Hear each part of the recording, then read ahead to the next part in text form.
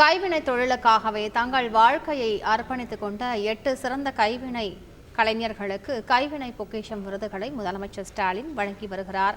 அந்த காட்சிகளை பார்க்கலாம்.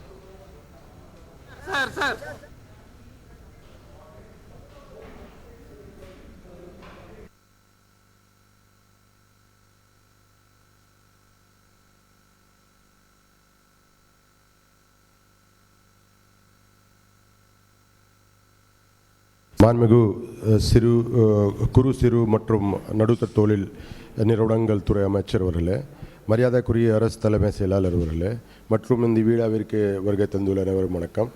ஒவ்வொரு ஆண்டும் தமிழ்நாடு அரசு சிறந்த கைவினர்களுக்கு வாடும் வகை கைவினை பொக்கிஷம் விருது 10 நபர்களுக்கு மற்றும் பூம்புகார் மாநில விருது 10 நபர்களுக்கு வழங்கி வருகிறது.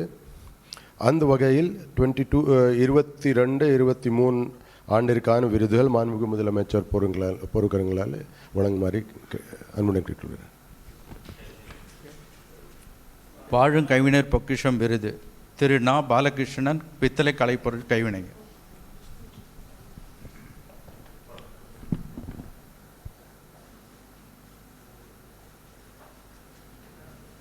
திரு சா. ராசகோபால், சுடு கண்மணி கைவினைஞர்.